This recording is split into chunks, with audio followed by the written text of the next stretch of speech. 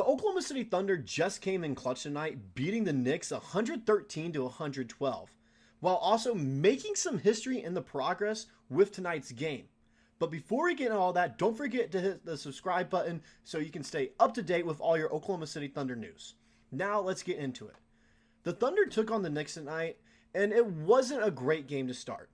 They found themselves down by 12 going in the fourth quarter, but just like the Thunder always do, they somehow come in the clutch.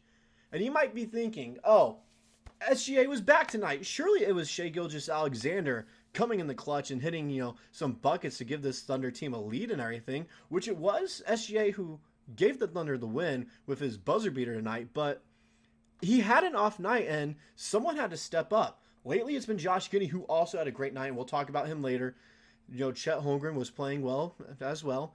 But it was J-Dub tonight who really stepped up and played as a number one option tonight and carrying this Thunder team to a victory.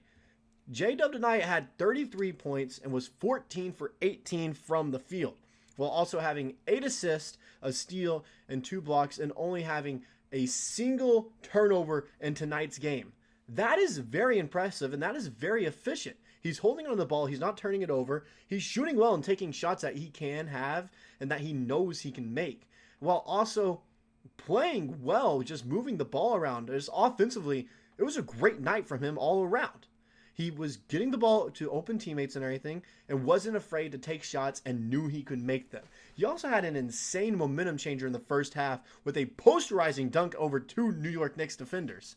And then that's not all either. The Thunder in general tonight played very well. As you can see here, they shot well from the field, 53% there.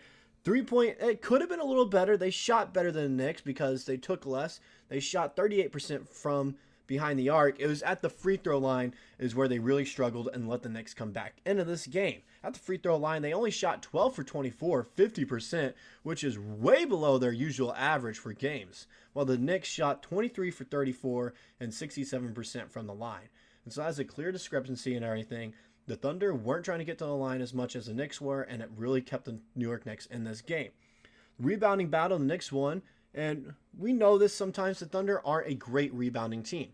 The only true big we have is Chet Holmgren, and that shows a lot of the time when we get beat on these defensive boards and everything.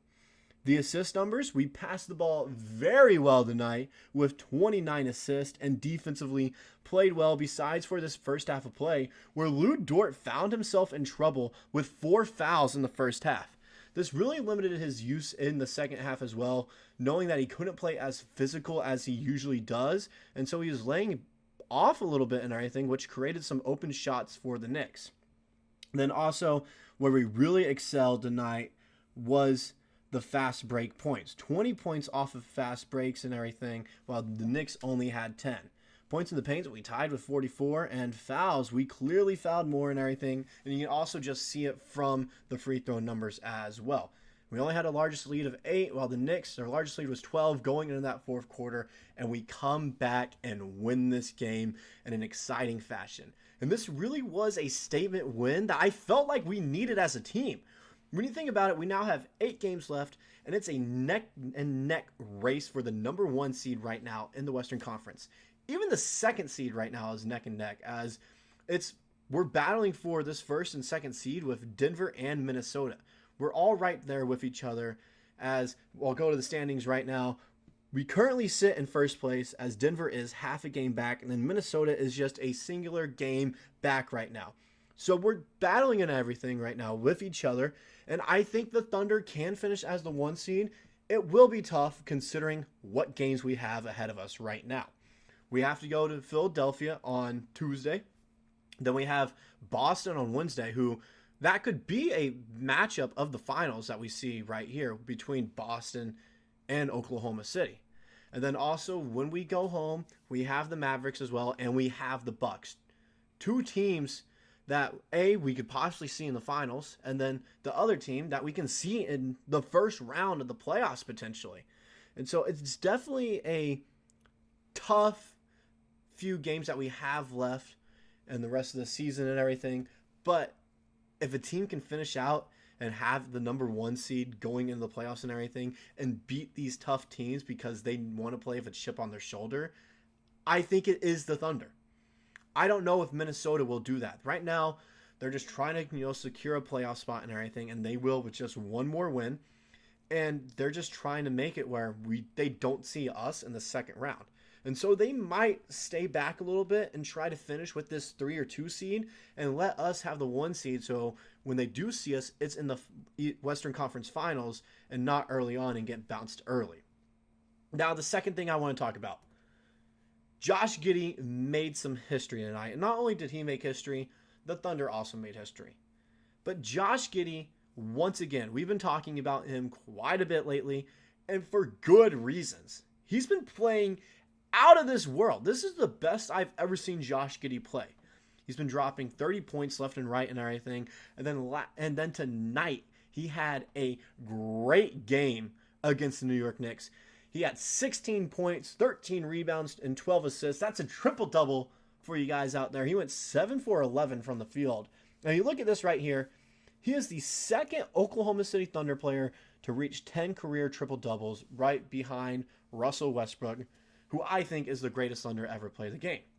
Not only did he do that, though, he is the only player in NBA history now to have a triple-double in his first 3 games at Madison Square Garden. The only player in NBA history. He's the only one on this list now.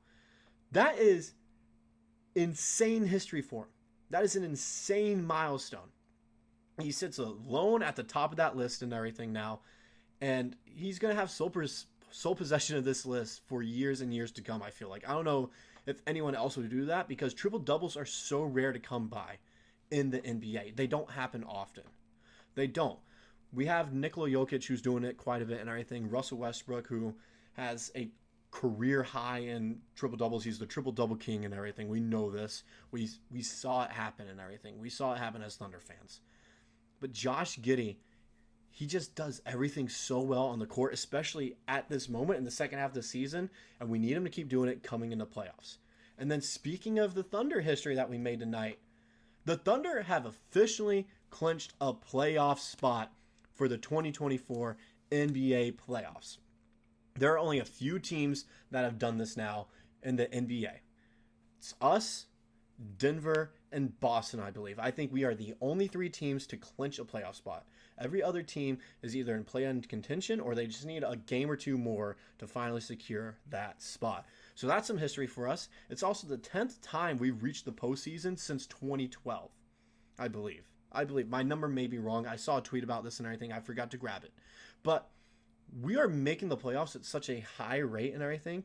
And then also being the second team, being the team with the second most appearances since 2012, that's an impressive feat as well. That means we only missed it twice.